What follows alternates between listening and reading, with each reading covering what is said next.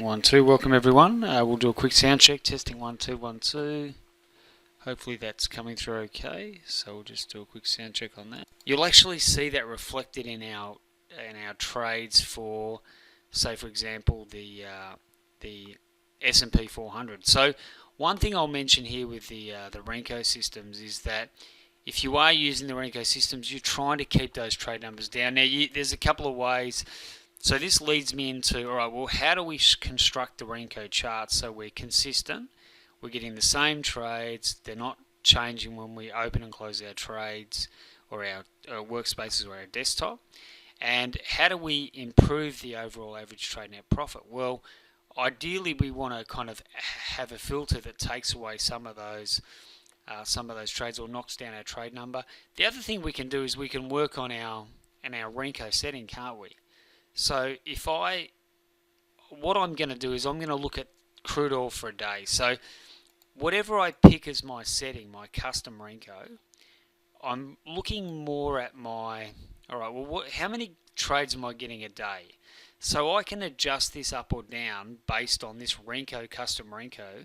I can base this 0.1, I can make that 0.2. If I take it up to 0.2, am I going to get more trades or less trades? If I make my brick size 0.2, well, do you think it's probably going to give me more or less? I'm going to get less trades. So, like naturally, if I'm getting less trades, that means that there's less commission and brokerage, isn't there? So, it's great to be trading, but we're always trying to think of, right, well, if we are trading, what's our end game? Our end game is always to make sure that we've got plenty of fat in the system, and when I say fat, I mean average trade net profit, because things start to go. If we start to go into a drawdown, we've at least got a system that if it does have a winning trade or winning trades, it has a better reward to risk for us. Now, so any testing, any systems that I drop into Dropbox, so just to reinforce there, the new Dropbox folder is a system results folder, top 10, updated 16 November. As I said before, I'll update it and I'll put the date there. Any systems I drop in here, you want to go to the current week, which is week 47, and they're either going to be one of the top 10 systems, or they might be your top systems within the category or the system or the strategy that you're tracking. Now, if it's just listed as a number like GMT pin bar, crude oil 01, that's going to just be a system. But what you'll find is, as I said before, if it's pilot or it's baseline, then it needs a little bit more work to it. So that's up to you as the trader to customize that. That's why we've put them in there, so you can customize them, work on them, improve them, tweak them, and make sure that you've getting the most out of the systems. So if we come back here now, a couple of things here.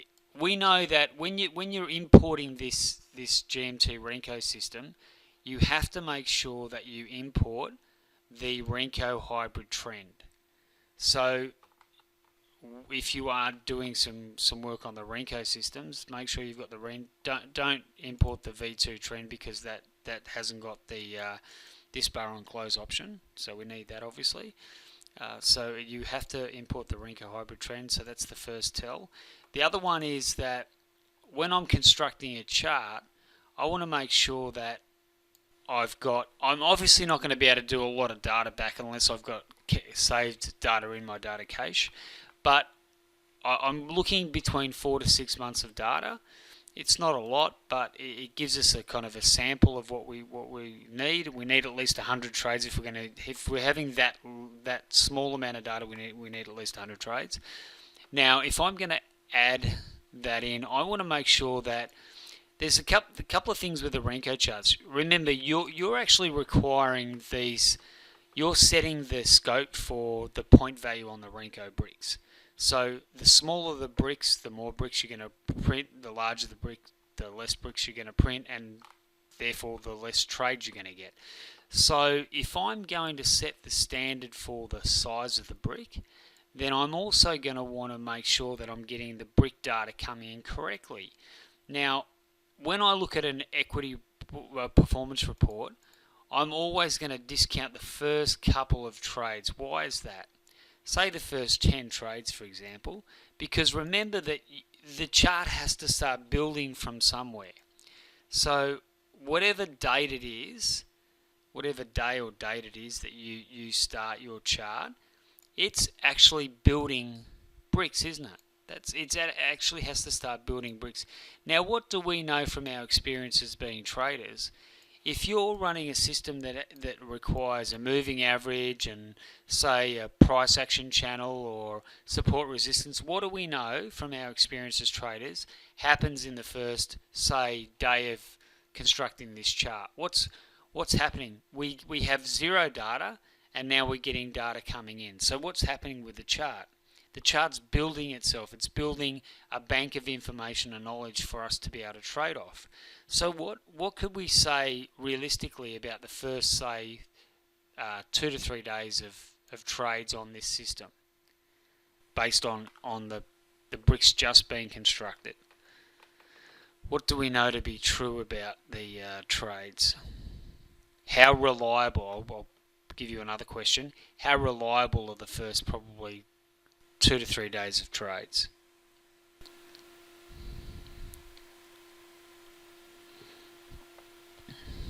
Or even the first day or two.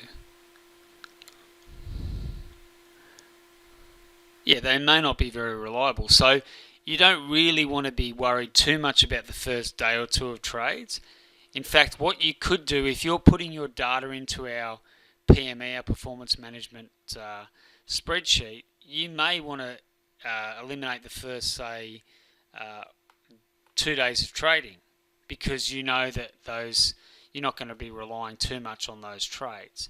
Now, a couple of things I do when I'm constructing my charts. I've mentioned this before, but I'll go through it again because I've had a couple of questions this week about the Renko charts, and it's just a good refresher. A couple of the guys, obviously, I am recording this session, so it'll help for the new people, and obviously good refresher for our guys that have been with us for a while. I'm always going to set a start time, end time, and I typically want 4 days of the previous month. It doesn't have to be trading days, it can just be calendar days. So I'll go 27, 28, 29, 30, or I might go 28, 29, 30, 31. So I want 4 days, 4 calendar days of the previous month. So that's May, and that will be my starting point for my chart. So I'll anchor it there because I want that at least allows me to make sure that when I load my charts up, I've anchored my charts. I've had a couple of days run up to the new month, and what it does is it locks in the brick sizes. So it locks in your bricks. There's nothing's dropping off because you've locked it in for that date. Whereas if I go 6 months back, as soon as I get to my 6 months, it's starting to drop data off the back. So we're actually seeing a change in performance. So I want to always lock my date in and go okay, and that locks my date in and it makes sure that when I open my chart again, I'm actually getting consistent results. So if I go to, last week's dollar amount, it's the same and the previous week, and I'm feeling more confident about the results then because my testing is a lot more accurate, and the breakdown of the weekly performance is not changing day to day or whenever I close my workspace. That's frustrating. That is really frustrating. So these are some of the little things we need to do to make sure that we're not going to hit that point of frustration where that our results are varying too much. So that's one thing I want you to do. Obviously, the couple of the other things is make sure that whatever you select as your brick size, I'll say this over and over again, make sure that your stops and targets are a multiple of that brick size. That's critical.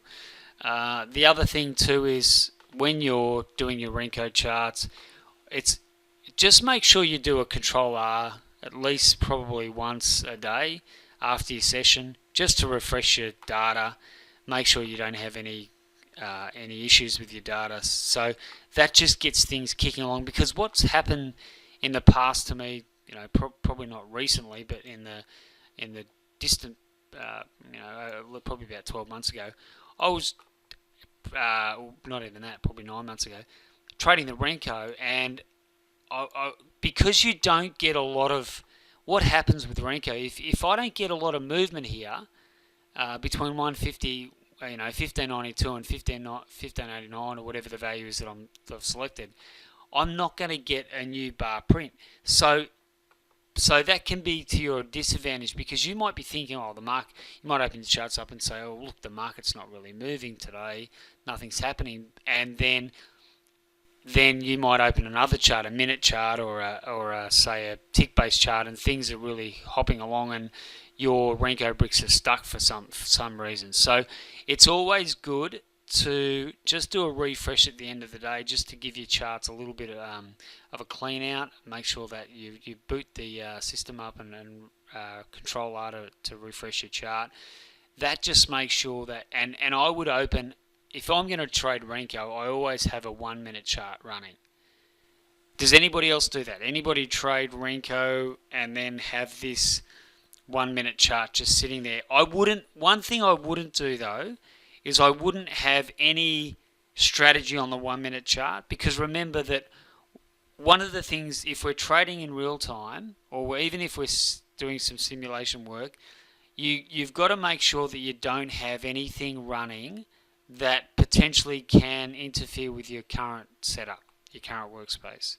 So if we're trading crude oil, we don't want to have a strategy on the Renko here and then a 1 minute chart with the same strategy running but not activated. So even if I go into format strategies and I have my generate strategy orders on my live chart, and then on my chart that I'm tracking I have a strategy loaded up but I don't have generate orders, I've seen a couple of times where orders have been sent even though our automation isn't selected. So you've got to be very careful about that. Now there is a good video on that from Mike that is in the 2014 training, so it's around September. I think it's September. Mike did a refresher on the either 2014 or 2015. The video is titled Mike presentation from Mike on automation. And I would definitely do a refresher if you haven't seen that yet. Jump in and have a look at that, because that's a really good one. He talks about that, and we discussed that in a bit of a session we've had. So that kind of brings me to a segue into. So they're the key points, just as a refresher. Number one, we need to make sure we anchor the chart. Number two, we need to Control R on the chart every day to make sure we refresh the bars. Number three, we want to make sure that when we are trading Renko, that we have a multiple of our brick sizes and multiple of our stop and target. That's for consistency and accuracy with our testing. We need to make sure that we've got our chart set to exchange time, and that we're trading with a Renko brick size that is appropriate to our trading style and our strategy. So if I notice that I'm getting too many trades, or they're around the volatility times, like the news announcements, I'm starting to go from having one trade to 4 trades trigger, and that's outside of my risk mandate, and that's bringing on too much risk for my trading, then I need to modify that, don't I? So I want to make sure that all those things are happening.